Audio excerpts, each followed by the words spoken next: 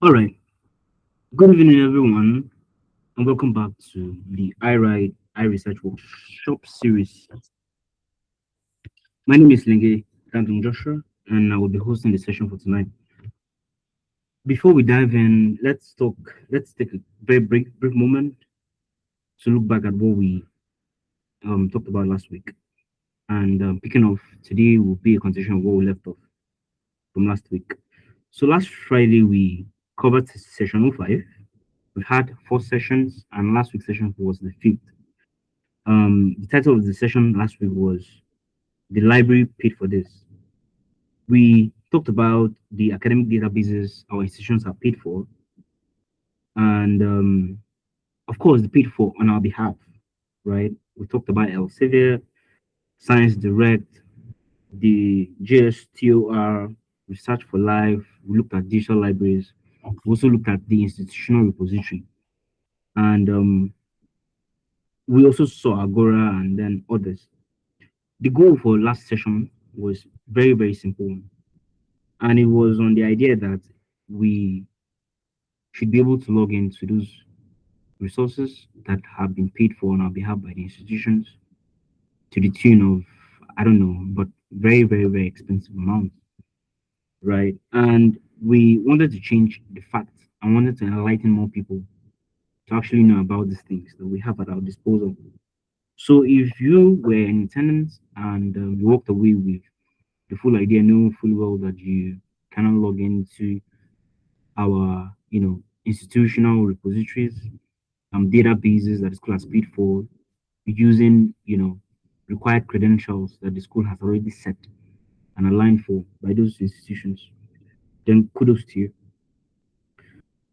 Tonight, we will go a step further. You know, knowing where papers live on the internet is one thing alone to acknowledge, but knowing how to actually find them. I'm not just finding any paper. We have closely the average institutional repository has at least the average of 100 million papers. And knowing how to find the one you quickly need very quickly is another job on its own. So, what this session today will dissect is titled Beyond the Library Smart Literature Discovery for Research. And we're talking about the advanced literature search strategies using Google Scholar, Scholar Labs, Semantic Scholar, and other resources that will be covered in these sessions. Some of you may have already had research interests. Maybe you're ready to begin with your literature review, or maybe currently in session with one. But maybe every time you make a search, you either get overwhelmed with irrelevant results, tons of research inquiries that get back to you, but you don't actually know how to actually tune it to your interest. This session will tackle that, I hope. I believe you make good takes out of it. Our presenter tonight is Zaheman Benjamin Anungu. She will be walking us through the advanced literature search strategies using Google Scholar, Scholar Labs, and Semantic Scholar. These tools go far beyond basic keyword search. And it's not just going to be theory, it's going to be a practical class and hands on session. He will show us the practical steps involved. And if you've got any topic in mind, at any point in time, you can raise your hand respectfully and you will be attended to.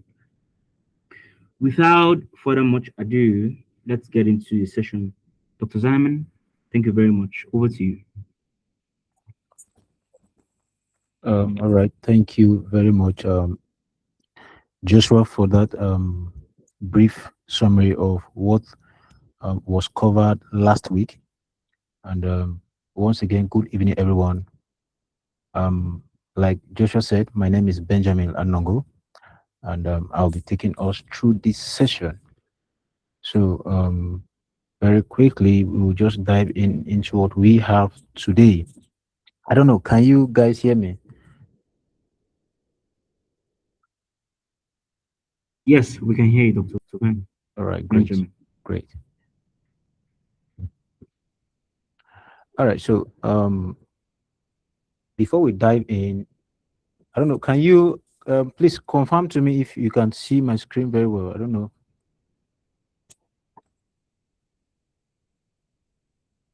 Your screen is visible, and I am sure it is for everyone. All right. That's great. So, before we dive in, I would want us to look at some key terms that I'll be talking about all through this conversation. So, I'll be starting with Google Scholar because it's one of the key themes we'll be talking or demonstrating practically about all through today. So, number one here is Google Scholar. So, what is Google Scholar? Google Scholar is a free academic search engine that is developed by Google. It indexes scholarly literature across broad disciplines, right? So another term that we have here is citation. If you are a researcher, I believe that word citation should not be something new to you. So it's just a reference to a source that is used in academic writing, right? We also have what is known as paywall. It is a barrier requiring payment or institutional login to access a full article. Like from what was covered last week, it was how to access academic databases, that are subscribed by the University of Jos. What that means is there are literatures, there are papers that you cannot just have access to. Before you have access to them, you have to pay. And so what the university do is that they subscribe to these journals, that is, they pay for it, so that students of that institution, like we here, that is University of Jos, can have access to those papers. Right. So that's why they say a paper, you can hear something like someone say something like a paper is under paid war, a paper is under a paid war. That is, you have to pay before you access that paper. Then we have what is also known as peer review. Peer review, you know, it is when, as a researcher, when you produce a work, when you do a research, and then you write everything down. Let's say you want to publish that paper in a journal.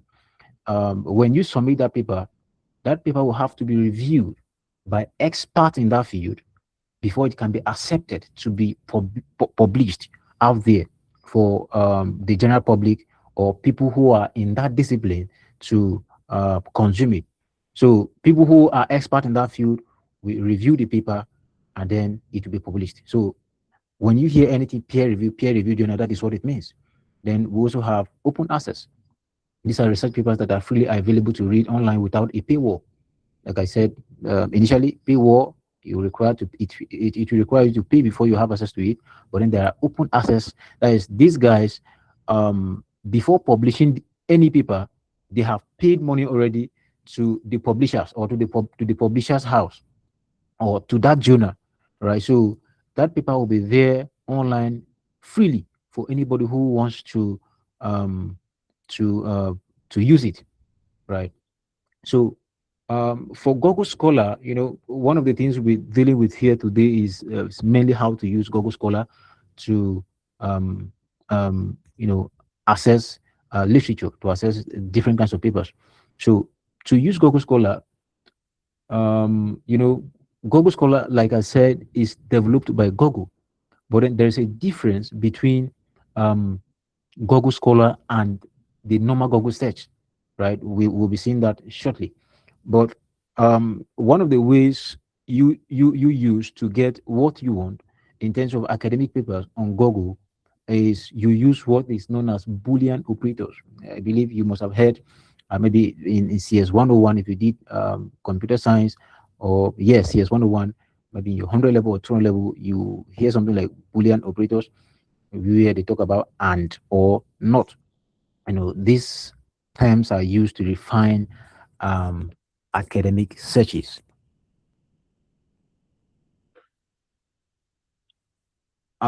Key terms continued here. We have what is known as institutional access. This is just still more of like summary of what we did last week.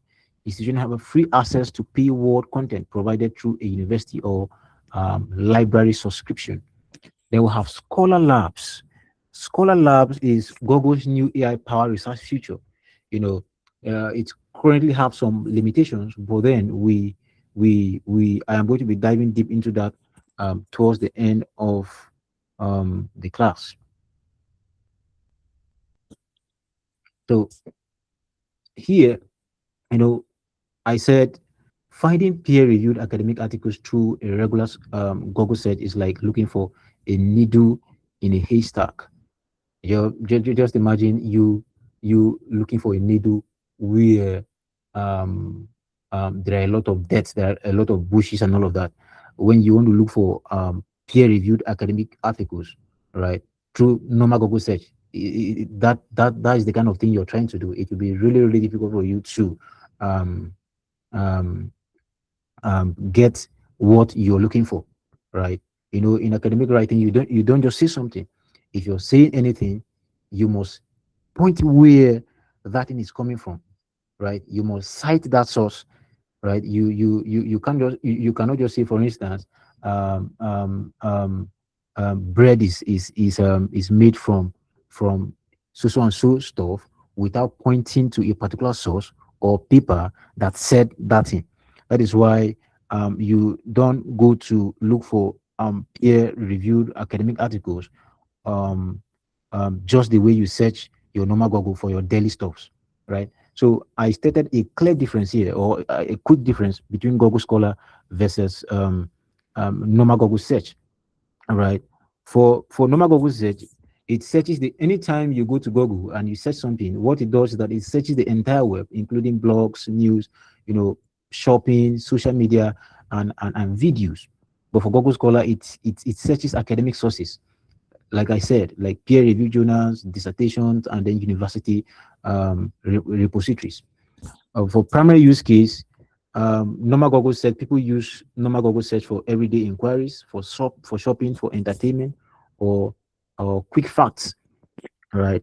You want to confirm something, be like, let me go to Google and check this stuff and see. But for Google Scholar, it's mainly literature, it's mainly academic literature reviews, and deep scientific exploration.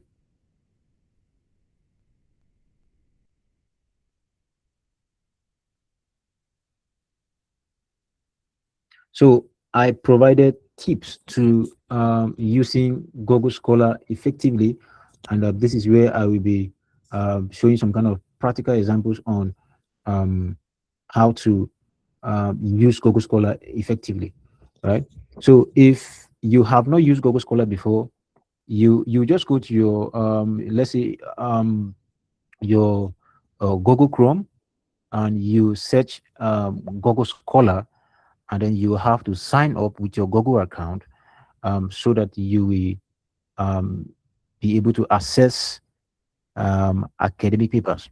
But then let's dive into these tips on how to use Google Scholar. Initially, I said something before. I talked about Boolean operators, where I said and or not. These Boolean operators have each of them have a function. Let's say, for instance, you're searching for a work, and then you use and. What that and does is that it is going to bring both terms. When you are using Google Scholar, you are going to use keywords. There's something called keywords in academic writing. When you open any academic paper, you're going to see the keywords that those researcher or that researcher are used, right? So here I said we have and, we have or, we have not. So what and does is that it provides, or it brings up both terms. Let's say, for instance, I am searching something about COVID-19 and vaccination. So what Google Scholar is going to do is that it's going to bring in papers that, or it will bring in a paper that have both terms, COVID-19 and vaccination. So very quickly, let me go to my Google Scholar and try that example so that you guys will see what I'm talking about. Right. So this is okay. This is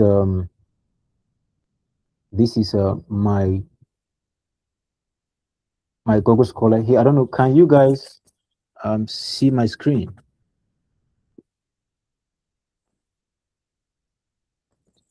I want to confirm that for me. If you guys are seeing my screen clearly now. We can see your screen. Okay, very good. So So I said something. We are on, I'm talking about Boolean operators, and I want to demonstrate an example here. I said Boolean operators, we have and or not. So I want to use um, I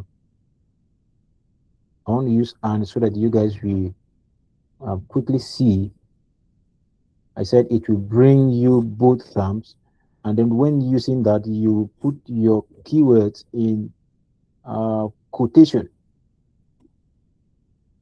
Let me use, okay. I have COVID-19, and vaccination. And I hit enter.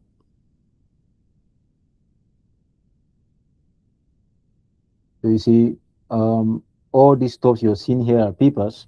This one we have COVID-19 vaccination development landscape. Have COVID-19 vaccines. We have COVID-19 vaccination hesitancy. These are all papers you are seeing. All of it that you're seeing here, you're seeing that every paper that pops up here is showing you COVID-19 vaccination, COVID-19 vaccination, COVID-19. You see they're bolded, right? So what that and does is that it brings both terms for you. So we have the second one here is or. What or does is that what or does is that both terms will appear. Like either term can appear. Let's say for example we have something like anxiety or depression. So it will broaden your search for essential synonyms. Let's also check that and see. Let's, I said today's class is going to, I'm going to be showing you some kind of practical demonstration. So let's also go to Google and check and demonstrate that so that you guys will see.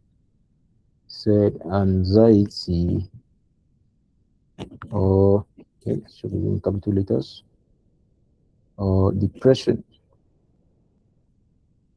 Enter.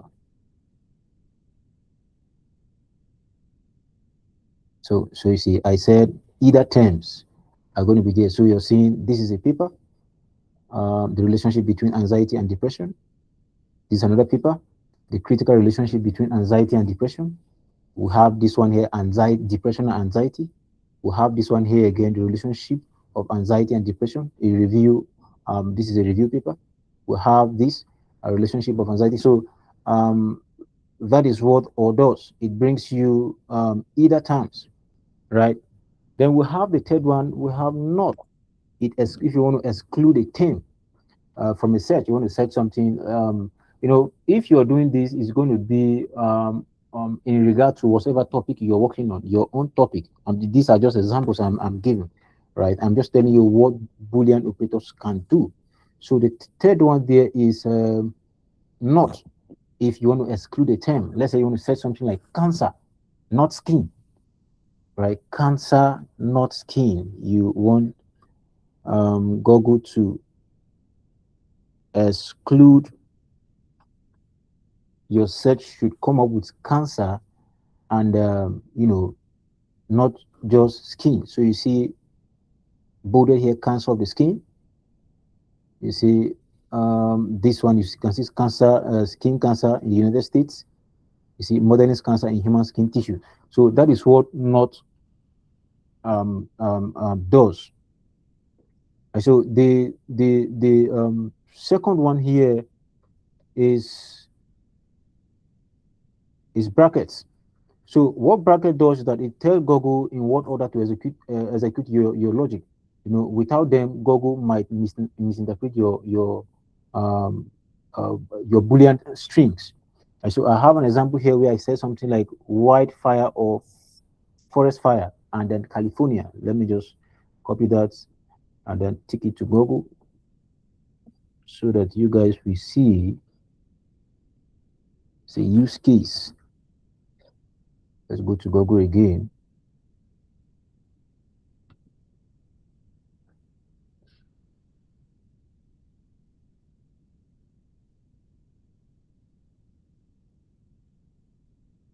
No. This is not what I am searching for. It's not what I am searching for.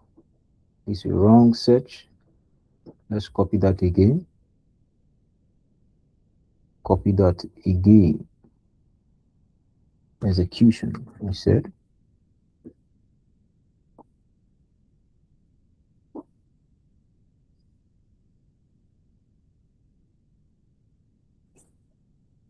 Execution.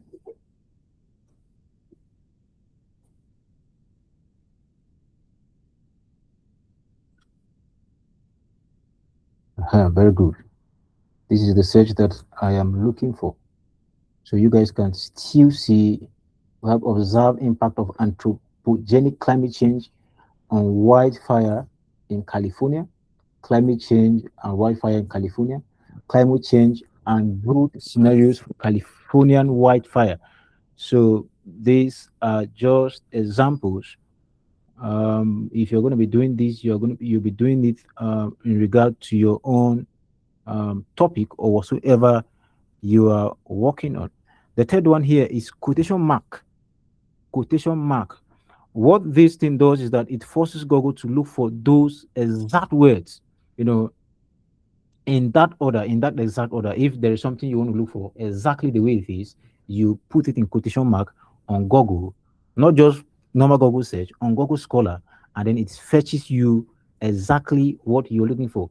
I have an example here where I said social media addiction versus social media addiction. One is in quotation mark and the other is not. So let me come to Google Scholar and try um, giving an example here. Again, let me say some. Let's say something like um, first generation biofuels.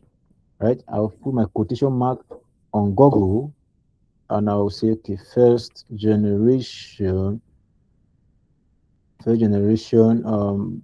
biofuel, and then I'll put it in bracket, and then I'll click enter. All right, so you'll be seeing results here. You see something like a review on first generation and second generation biofuel production, sustainability impacts of first generation biofuels, sustainability of the fourth generation biofuels a review. So what quotation mark does is that it brings in papers that contain that exact words that you're looking for, right? So that is that for quotation mark. Then we'll have what is called the minus operator. This one, it removes specific terms from your result, right? It removes specific terms uh, from your result. So I said there must be one thing you have to note here is that there must be space. There must be a space before the minus, right? So I am going to be showing examples later where, let's say, for instance, you're doing research, you want to review papers, you want where you want to review paper, or where you want only research papers. You know, a review paper is different from a research paper. So I'm going to be showing those examples much later on how to use that minus operator.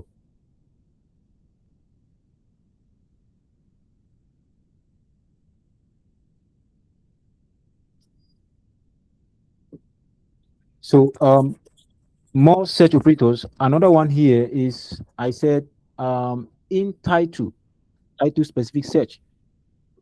You know, it this one here, what it does is that it restricts your search to only the title of the paper, ignoring the abstract or the full text. Let's say, for example, I am looking for something that has to do with climate change.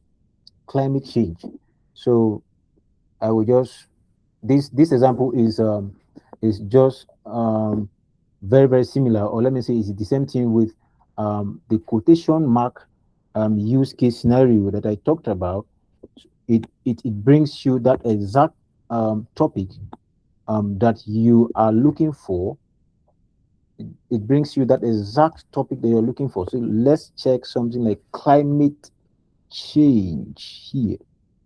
You can see the quotation mark is still there, and then I click enter. You see, you're going to be seeing something like, okay, advancing the science of climate change, modeling or modern global climate change and the society, right? That is for in title. title specific search. The second one is the sixth one here is source. I said publisher slash source operator. So Google Scholar uses source, not publisher, to limit result to a specific journal. Example, I'm looking for something like quantum gravity, and then I want Google to fetch me this um, particular paper from Nature. Nature is also an academic database, right? So let's try that and see. I want you guys to be seeing these examples practically. That is why I'm trying to show almost every um, example that I'm talking about. So let me try that on Google Scholar so that you guys will see quantum gravity. And I will put the source. Or let's just continue from this. I will put the source, right, and I will say nature, right. I'll say nature. So you see that every paper that is popping up now, this paper is being published by the Jonah House Nature. You can see that here, Nature 2021, nature.com, right? You can see that. You can also see that on this paper here, assessing the observed impact of anthropogenic climate change 2016, nature.com. So that is what source does. You want to get a paper or you want to get a work from a particular source. Let's say, okay, you're looking for paper and you want the paper to come from, let's say, Scopus Index or Web of Science or um, or Springer Nature, like we just showed an example here. You will use this particular tip, right? So the seventh one is author. Let's say there is a particular author that you know that you want to get their own papers. What Google does for you is that when you use that author by the side, it's going to fetch you papers by that particular author alone. Right. So let's try an example again. Let's try an example again and see. Right. So I come back to Google Scholar and I type author. Right. I type author and then I put my quotation mark. Remember, you take note that the name of the author will be in quotation marks. So let's say I type something like Moses Odoiso, Moses Odoiso, Moses Odoiso, and I click enter. So you see, what Google does is that it fetched papers that are published by this author alone. You can see that the when you look at the name of the authors, when you type or check any paper, you see that when you come to this place, you see the name of the authors. So you see that here, the first author here, that is the main author of this work, is MG Odoiso. He is the owner of the paper. You can still see Moses Odoiso is there. You can still see here Moses Odoiso. You can still see Moses. So all of these papers you're seeing here are papers published by this particular author, Moses Odoiso.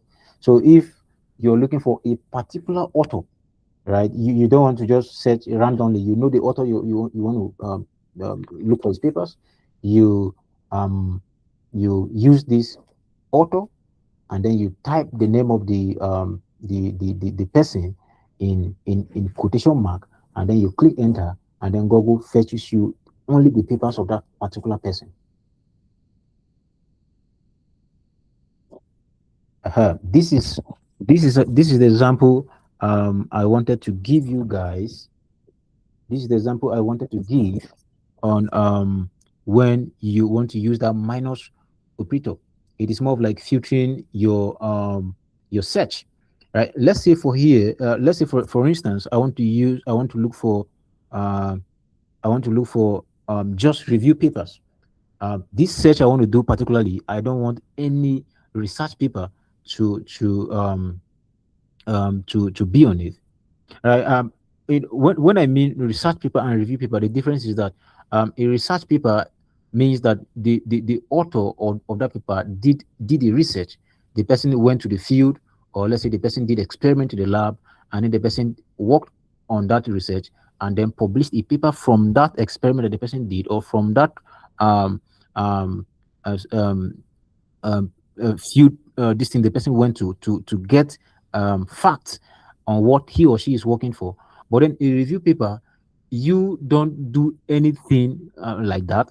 You just simply want to show people what others have done. You just want to, bring to understanding on a topic on what others have already done. So when I talk about a review paper, I'm not. You should take note of the difference between review and research paper here. So let's look at this example. This example is what I said I will show you guys on using a minus operator, right, to exclude something. So let's say, for instance, I am looking for only review papers. So let me just click this example here that I gave, right? So here we have, I will go back to Google again, and I will paste this. So what you're seeing here, you're seeing photocatalysis or light-driven catalysis, right? And then I gave a space, and then I wrote minus research. So what this thing is telling to Google is that minus anything that is research. I want only review papers here. So I will click enter. So you see, every paper that is here now are review papers. Everything that you're seeing here now are review papers. Yes. So if I want this to bring me just research papers and exclude anything that is a review paper, then I will say minus review. Minus review. Right. So I will still click enter. So you see every paper that is showing up here now, these are real research papers that the authors did experiment, went to field, took samples, and did conducted original research by themselves. So this is what that operator does, right? Please, are you guys following? Let me know. Yes, we are following, actively following. Very good. Thank you. Thank you. So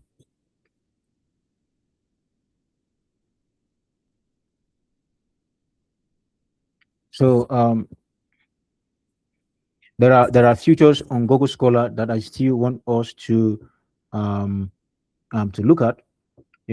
I talked about when I started. I talked about um, papers that are on paywalls, papers that are free access, and when you searching Google Scholar, you discover that it's not every paper. When you're searching, right? When you're doing your search, you're doing your research, or you're working on your final year project, and you're searching, you're gonna come across. You may be interested in downloading any paper of your interest or any paper that interests you, right? But then you will discover that there are some papers you will not be able to download. Reason being that these papers are under paid walls and you don't have access to them. The only thing you will see highest the abstract. The abstract is the entire summary of that paper, but then you will not be able to see the introduction down to the discussion and conclusion section of that paper, right? So there are some of these things that I want us to um, um, look at here. You know, so this one I said access full text papers without paying, and like I said, many papers appear behind paywalls, but then there are free versions of of papers, right? So when you open Google Scholar, you look at you look at the right hand side of your Google Scholar page, and then you see that there are some papers that are showing PDFs, some are showing HTML link, right, to the right side of each search. So any paper that shows that tells you that that paper has a PDF, you can download that paper and then you can store it on your computer to be used. Sometimes when you're doing a research, or you're doing your working on your final year project, your supervisor may tell you that I want you to provide me references. I want you to bring me the papers that you used. So in that case, what do? You have to take those papers to him, right?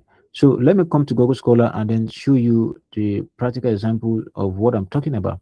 So as you guys can see on my screen here, you can see that this paper is showing, you can see my cursor is showing me where I'm pointing, it's showing PDF here.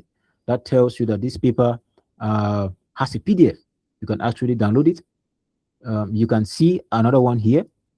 But then you can see that this paper does not have that PDF something by the side. What that tells you that this paper is under a paid wall. You can't download this paper. You can't have access to this paper except you access it through your um, um, school institutional library or something. This paper also doesn't have. This paper has. This paper also has a PDF. So any paper you see this PDF by the side, it tells you that it has a PDF that you can actually download and keep into your computer. Then another thing on Google Scholar that I want you to know is that you can actually set up Google Scholar alerts. Uh, Scholar alerts.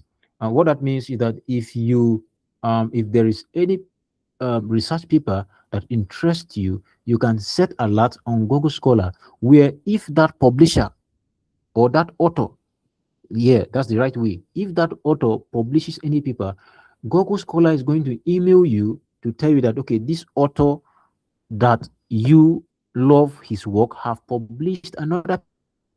So you can see what I'm talking about on Google Scholar as well. Right, so if you can see my screen very well, you will discover that by the left hand side of my screen, you can see something like you know custom range where you can see papers.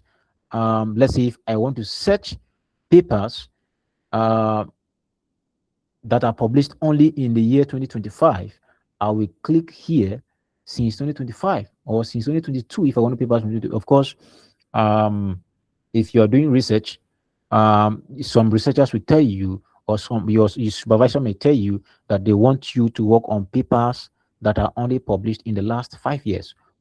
In research, any paper that is above 5 years or that is published anything above 5 years is not current, right? So for currency, you work on papers that are published in the last 5 years. But then I remember when we were doing um, research methodology in my third year. I asked our lecturer a question, and he said that you can actually use papers up to maybe in the last 10 years. So it depends on what your supervisor tells you, right?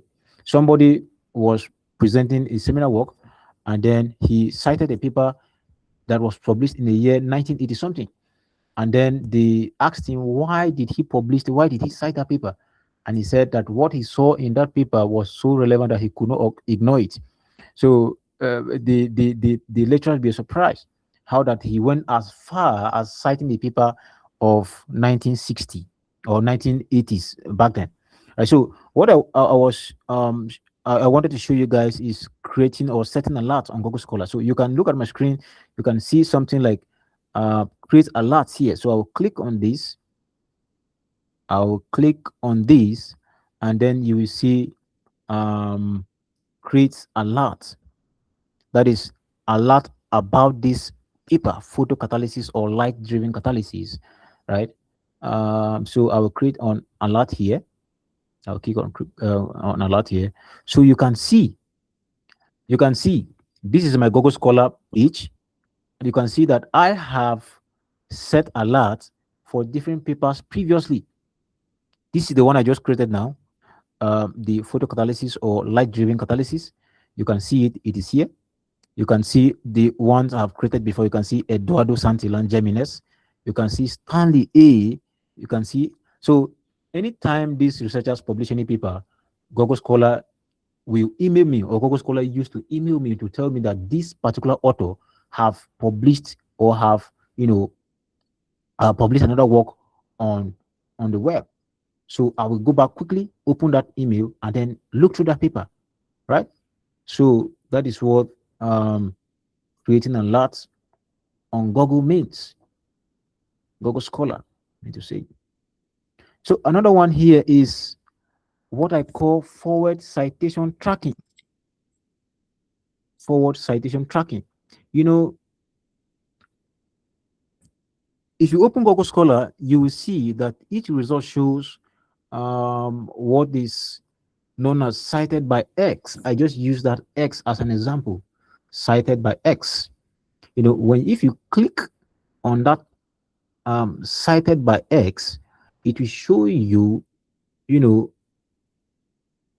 the people that have actually cited that paper. And this is an excellent way to trace how the study have evolved and find newer related work, right? So I discovered that not too long ago. Let me go to Google Scholar again and show you something. So you see, if you can look at this paper on photocatalysis uh, with titanium oxide nanotubes, you can see where my cursor is rotating. You can see something like cited by 307 people. This is a highly influential paper, right? This paper was published in 2017 by the American Chemical Society Catalysis 2017 ACS publications, right? So you can see that this paper is cited by 307 people. So if I want to see these people, probably these people have done something that is related to this. So if I'm interested in something like this is a way of me getting more papers related to my topic. So if I click on this, it is going to take me to all these papers that I are showing here now are papers that are related to that work. They cited that work, right? So if you want to find more papers on a topic, you actually need to do that, what I call forward citation tracking, right? So it's very simple. You just go down to below your paper on Google Scholar, and then you see cited by. When you see that a paper, most of the times, if somebody is looking for a paper, they look for high influential papers. That is, that paper is a powerful paper, it's a powerful work that have been done, and a lot of researchers really love it, and they cite it a lot, right? So by clicking that, you see all the people who have cited that paper and who have done related works to that paper.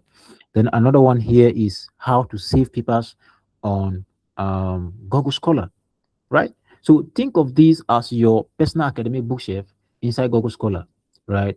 When you find a useful paper, you click on the bookmark icon to save it. So let me come to Google Scholar here and then show you that again, right? If you look at this paper again, I'm giving these examples using this paper. If you look at this paper again, you can see something like save here. You can see something like save here. You click on this star icon and that paper will be saved. You see, even on this paper, you click on this star icon and this paper will be saved. So I can come back here. This is Google Scholar, and I'll come to my library here. I'll click on it, and then you see that everything that is showing you, everything that is shown here are papers that I have saved. You see that paper? I saved it, photocatalysis with titanium oxide nanotubes, paper I just saved, and it's saved here. You can see this one, overview on globally applied used engine oil recycling technologies. These are papers I've saved. I have named them accordingly. We have bio-based hydraulics from waste cooking oil, biofuel section. I saved these papers sometimes last year. So you can actually have a library on Google Scholar to save papers that really, really interest you, right? So go. So um, again, on Google Scholar, there is something called Scholar Labs. Scholar Labs is Google's new AI powered layer on top of Google Scholar. This was launched in November 2025. That was last year, right? So what Scholar Labs can do is that it can analyze complex multiple angle research questions. It can identify key topics, um, relationships, and sub questions automatically. It can surface papers that collectively answer your overall research question rather than just using keywords. Remember, this one, like I said, it's Google's new AI powered layer on top of Google Scholar. So here you don't use keywords like Google, where, let's say, for instance, you are interested in renewable energy, particularly biofuel, and then your keywords on that kind of a topic or research could be something like biofuel, first generation biofuel, second generation biofuel, biomass. So those are keywords.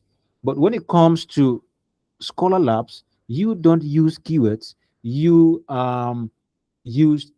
type in a research question, right? So I said something here that how to use Google Scholar Labs. Ask a full research question, not just keywords. So let's say you have something like the example I showed here. You have something like what are the most effective solvent extraction methods combined with bleaching earth for used lubricant oil refining or re-refining? So let me copy this. Let me copy this. This is my question. This is my own research question. So I will go to Google. For you to access Scholar Labs, you need to register on Google and have a Google Scholar account here for you to access Scholar Labs. Or you can simply just go to Google and type scholarlabs.com and you'll be able to access it.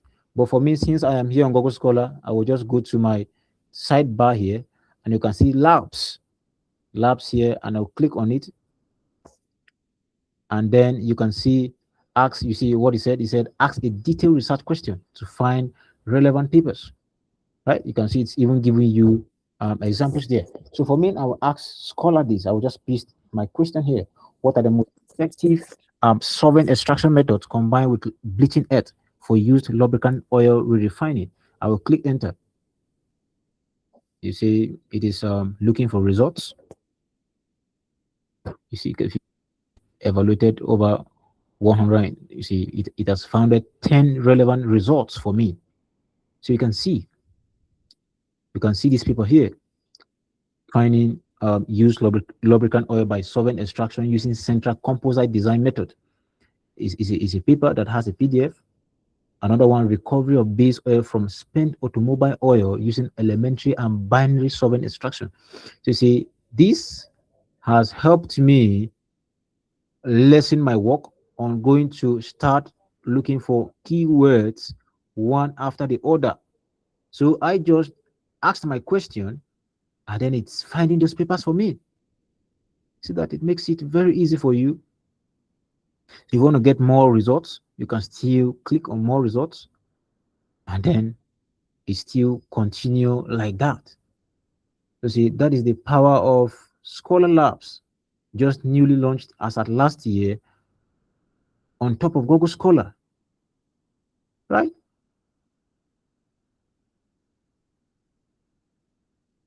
So one may ask that is Google Scholar a reliable, or is Google Scholar reliable for academic research? Yes, the answer is yes. As a matter of fact, as a student who is interested in research or who will be doing their project, Google Scholar is a solid starting point for you. It is very, very excellent for broad discovery, right? But then it should not be your only source. There are other academic databases as well. Last week, when Lenge Joshua was teaching on how to access academic databases, he talked about different academic databases.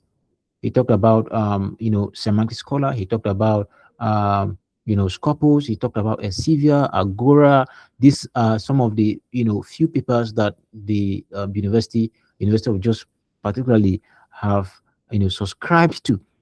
Right? So I said for critical research, you cross-reference your finding with other academic databases like Scopus, like Web of Science, like domain specific. So um, I want to say something here that Google Scholar is free, is a free academic database, but then not all other academic databases are free.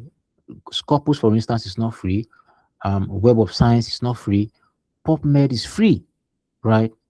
That's why universities often subscribe to these papers, to these journals, so that students can have access to, because this will cost you a lot of money if you want to say you want to pay for a paper before you can have access to it, right?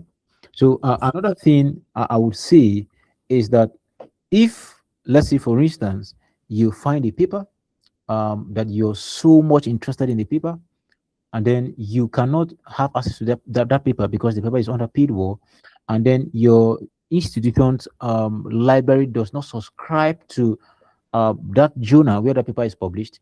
If you can actually get the email of that author, you can actually message the author and tell the person that you find the person's paper so relevant, but then you can't have access to that paper, right? If the person has time and the person is kind enough, the person can send the paper to you. I remember sometimes last year, I for me, I am interested in renewable energy, particularly hydrocarbon biofuel, right? So I remember sometimes last year I came across a work published by a professor, an assistant professor in the US at the University of Kentucky. But then this paper was under paywall. When I checked how much it would cost me to access that paper, I think about $46 or so. And I'm like, wow. So what I did was that I reached out to the professor, I emailed him and I told him that, sir, I am a third year student of so and so university here in Nigeria. I came across your paper, you know, I am so much interested in it, but then I can't have access to it. I cannot even access it through my institution library. I please, would you mind to share a copy of this paper with me? And I was really surprised that this man replied back to my email within 30 minutes, and he sent it to me. He attached it and he forwarded it to me. I was surprised and I appreciated him a lot. So you can also try that if anytime, for instance, you come across a paper and then that paper is under a paid work and you can have access to it, you can try that as well. So I said here that to access Google Scholar, you simply navigate to the Google Scholar webpage, right? So the degree of precision you get from Google Scholar depends on your correct application of search strings and operators, Boolean operators, brackets, quotation marks, and then more. When you master these tools, right, the world's academic literature will be at your own um, fingertips. So at this point, I think I have come to the conclusion of my presentation this topic.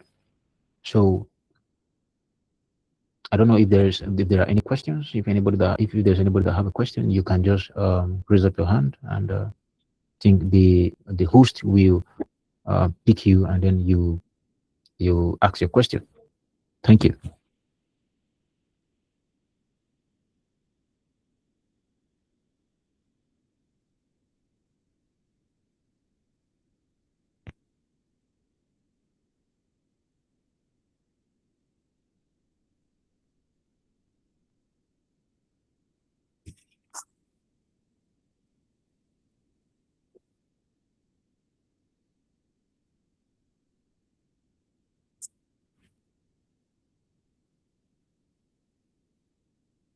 Hendrix, are you there? All right, yes, I'm around. So, good evening, Loretta. We're just joining the call.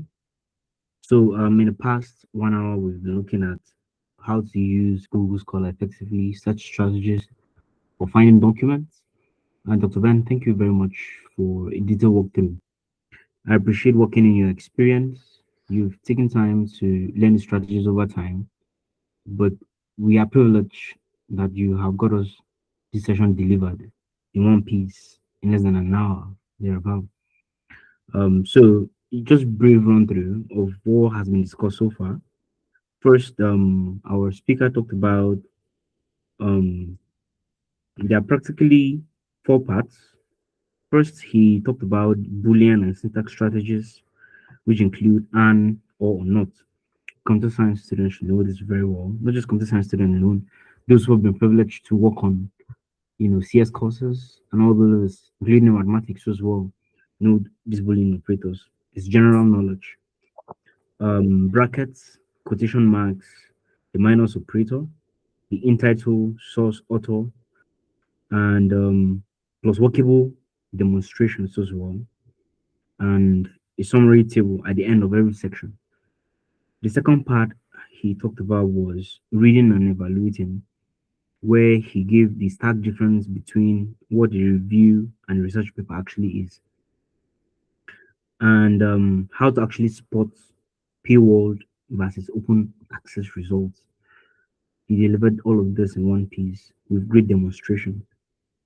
In part three, he talked about how to stay current with papers of interest you've identified. And he talked about the scholar alerts. After delivering your search strategies, if you've got interest in some papers and you'd like to be informed whenever the author, you know, publishes those papers again, you get automatically invited, or you get an alert to visit that paper and have a walkthrough through the scholar alerts. And he also mentioned what we call the full citation tracking. There's another, AI database site AI that actually shows citation scores. Google Scholar has the full citation tracking, which is very relevant for finding, you know, papers that have got new related knowledge, and actually how to see papers with their actual path. And in the last part, he talked about the Scholar Labs, which is Google's, AI powered layer that has been built on top of Google Scholar itself in general. And he mentioned something very important. You, with the Scholar Labs, you don't have to individually get keywords. It saves you the stress of individually searching for papers according to keywords. You ask the full research questions, and you get the references, and you get the keywords too as well for free, right? Um, you also search in plain language. That's one of the best ways for getting the actual papers of interest. And then you harvest the field rule keywords according to the relevant results that have been returned for you. And yeah, that's the session delivered in full for session 05. Dr. Ben, thank you very much for delivering us this very great, powerful session. Perfectly myself, I learned about the review and the research paper, what the differences actually is. I actually have known about these two things, but being brought to attention again, what they actually meant was very insightful for me.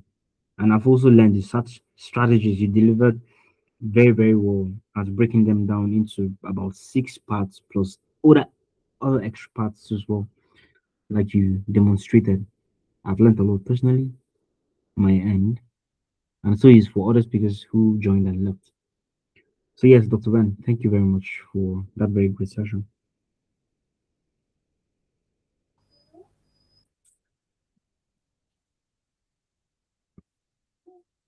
Yes, Hendrix, thank you very, very much for that wonderful summary.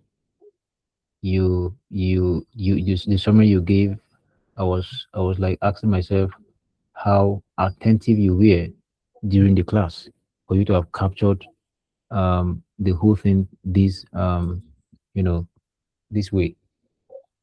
So thank you very much. I think we have come to the end of this session today. Okay, so you know, every great class has got great questions, right? And for me, I like to start with you when making a closing remark, you mentioned that is Google Scholar a reliable source to depend on, right? Because I think today afternoon you asked me the same question, and my response clearly was that I don't use Google Scholar. But I think after this presentation today, I'm having a change of heart. So, anyways, the questions, well, it may differ from um my premise. But then, by a show of hands, or um, so let me ask this: how many, how many papers have you searched, right, so far? Like, if you can give an estimate, like an estimate of the count of papers you've searched with Google Scholar, and gotten your results so far, like, what is the success score of going to Google Scholar, finding papers, and actually getting what you want? What is the score like? What is the success score if you're recommending someone Google Scholar? Yeah, yeah. I would say so far I have searched for, I would say up to maybe 30 papers on Google Scholar, and I have, yes, gotten results of what I'm looking for. And like I said, Google Scholar, for students or as a starting point, is is a good or reliable source for academic research, right? So that is Yeah. what I would say, because there are very many papers that you can find on Scopus. You can still find them on Google Scholar. You can find them on Web of Science. You can find them on Elsevier. You can still get them there on Google Scholar. Yeah. All right. Yeah. Thank you very much. It seems that's a very confident answer. You've searched 30 papers and you've gotten at any point in time the papers of interest you are looking for. Um so now about the Boolean keywords, right?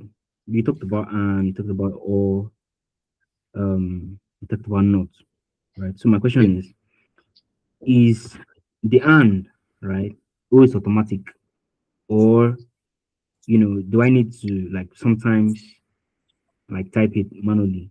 Like, do I need to type it Uh, out? Or okay, you're still asking your question. Continue. no, no, no, yeah, that's it. So is it always automatic, or Google Scholar decides by some rule-based methods when to use it on your behalf or not?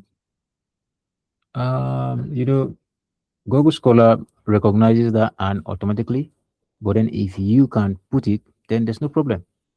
But then Okay. automatically, Google Scholar like uses that and. So that is what I would say for Okay, that yeah. question. Interesting. Okay, so now you also talked about the or, right? And also the Mm, use of brackets. The use yes. of brackets. And the goal every time, or the purpose, right? The intended result always is to get the optimal, query back, right? Yes. So when utilizing these Boolean, operators in your search terms, Mm. does multiple use cases of or in one single request makes the result or the results query less accurate? Like having more of ors in one search term, does it make your result less accurate, or it improves, the result you get? If I got your question right, you asking if using the or in there is more than once in a particular search, whether that particular one makes your search less accurate or not. Absolutely, yes. Um, I think it doesn't. But then the essence of that or there is to filter out stuff that you don't want, right? Okay, so sometimes you can use it like twice and say maybe um, let's say for instance something like biomass or biofuel, right? Yeah. Or let's say biodiesel. So you can use it that way as well. So that is it for that question. Okay. Understood. Understood. Yeah. Okay, so you recall we are currently on the brink of a literature review or a Mm. quick submission to Prof very soon, right? So now my question is, do I use more review papers in my literature review, or do I use more research papers? Um, the answer to that question is you use both review papers and research papers. The reason is because research papers will, help you to see the methodology that the authors used, because these are mostly people who did experiment in the lab or who went out there into the field, and they're going to report uh, the methods they used when carrying out those experiments. Meanwhile, review papers are just what papers that people put together on a particular topic, not really they are more of like secondary. Let me use the word secondary data, but they are also very good as well. So you use both research papers and then review papers. All right, understood. Understood. So I don't know, maybe this might be the second to the last, or maybe even probably last. Right. Okay. So you mentioned that the Scholar Labs is an AI, powered layer on top of Google Scholar. So Mhm. how is searching for papers using the Scholar Labs different from searching for papers on ChatGPT or maybe Claude? Okay. That is different because it is an AI model, like you also said by yourself, that is built inside of um, Google Scholar. So in this case, you don't use keywords just like when you're using Google Scholar, right? You have to come in with your keywords. You use Boolean operators. You use, all of those um, um, tips for you to get your results.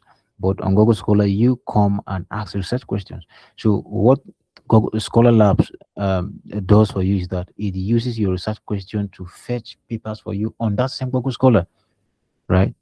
So it will fetch people for, in this case, you are not bothering yourself with going to, use keywords and all of that again, just your research question, and then it brings people. It's the work that you will do, the work that you will do by going to Google Scholar to use keyword to filter out and pick relevant papers.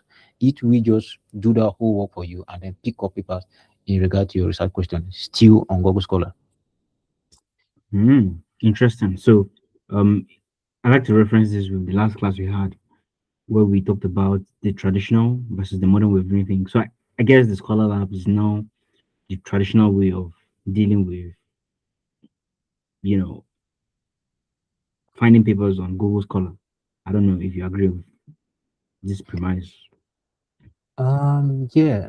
Uh, saying that, I would say, um, the way the world is going right now. Yes, there are traditional ways of doing these things, but then um, AI itself is coming in to help you supercharge your work. Let me use that word to help you do the grunt work. All of these stuff that I talked about here is not the main research itself, right? All of these stuffs I talked about here are just, let me say, something like grunt work that you can give it to any AI model to do it for you. If at all you are sure that that AI model would not just hallucinate or bring in what you're not looking for, right? Let's say, Yeah. for instance, I want to do literature search, right? I can go to Claude, for instance, and then tell Claude that, okay, this is what I'm working on. I want you to search me papers on so and so. So you see, Claude will help you do the work of going to the web and then bringing in different papers for you. You see, it instead of you going traditionally to go and start searching one by one, it will just help you do all of that at once. Then you will now do the work of going through them, looking at what the researchers did, how they did it, what they found, their conclusion, their limitation, and then their suggestion for future research. Right. So you see, I believe that Scholar Lab, Google brought in that to help people supercharge um, or fasten the work of searching for literature. So that's what I would say on that question. All right. Yeah, thank you very much. I think I get it very clearly now. Yes. Um, my last question. Okay. So, there's a bottleneck, and this needs some sort of experience, right, to get off that situation. So, if you have gotten a paper maybe with maybe 500 to 1,000 citation scores, right, counts, Mm, it can be very tricky sometimes because that sort of like gives you the confidence that a lot of people had found or have found value in that paper, and that's why they've cited it and has been counted officially mm. as a citation count, as a citation count. So now, as a researcher, right, how do you actually further scale it down, right, for papers that actually talk about your interest versus the citation scores on papers that are actually relevant to you? Do you I get don't know. question? Like, can you like try to rephrase? I think I didn't really get that. All right. So now, if a paper has thousands of let me just use 1,000 citation scores, Yeah. what is the best way for me as a researcher to narrow down which of these actually are relevant to me? And relevance in the sense that it has to be of interest, of actually what I'm looking for, and not just related to what I'm working on. Okay. So if you are looking for a paper, right? Before Yeah. you stop at any paper, then it means that that paper you stop at that you want to look at, or let's say just glance at the abstract, it means that paper um, is related or is of interest to you. Can you hear me? Mm, yes, I'm with you. So if you stop at that paper and you're looking at the paper, you'll be like, this paper, I like this paper. Let me open this paper and continue. Look at, check more what these guys have done. Right? Then you'll be like, okay, you look at the citation count, people who have cited that paper, and you'll be like, okay, maybe there are about 300 or up to 500 people who have cited that paper. You'll be like, okay, this is an influential paper. Like the paper is a very strong paper in that field, and a lot of people have cited it. So, like I said, those number of people that have cited that paper will help you if you go through those people's work. You realize that they have done something related to that paper, or what that person did is of interest to them. And so, say if what I would just say there is that if any paper is not of interest to you, then there is no need even stopping to look at it, whether the paper is influential, whether it has a lot of people who cited it. You only stop at a paper that is of interest to you. Maybe let's say you also want to cite that paper, right? So I don't know if you get or understand, or I don't know if I've answered your question. Yes, yes, you have. I think what I take from your response is the relevance relies on the caliber or sets of people who have also cited that paper. Because if we look at other people who have found value in that paper and you've seen what they're working on, it will actually give you more sort of confidence to actually, cite that paper to in your work. So, Ben, thank you very much. And I appreciate everything you've done tonight. So that brings us to the end of tonight's session. So All right. let's take a moment to recap. First, we started by asking a simple question. You have got research interest, you are ready to begin a literature review, but then how do you actually find the papers you need? How do you actually find the papers that are relevant to you? Tonight, Dr. Ben, I call him Dr. Ben, Benjamin, has answered all of that in detail. We talked through the Boolean search keywords and or not and how to group, terms with brackets to, order the execution of the search engine. We covered the phrases, we search quotations, and many more, right? This is a lot of ground covered tonight, I must accept. So if you only walk away home today with one piece, then you have not failed, in getting anything relevant tonight. So yeah, it doesn't matter how much you take home, it matters how little what you've taken home is important and relevant to you moving forward. So to Simon, Benjamin, Mongo, thank you very, very, very much. You took patience to break down every technique with patience and also real examples and live demonstrations. We appreciate you for taking our time to engage us in this very beautiful sessions. And to all participants who have joined, I also say thank you and also work to create time for further sessions. Thank you very much, everyone. For the I research group, we appreciate you all for putting together this session. We'll continue having more of these sessions moving forward in different topics. So yeah, that's all for tonight. Let's keep an eye on details for this class, maybe in a day or two. And also next week, Friday, same time, same station, like the traditional radio stations would always say. So yeah, thank you very much, and everyone do have a good night. Yes, you're welcome.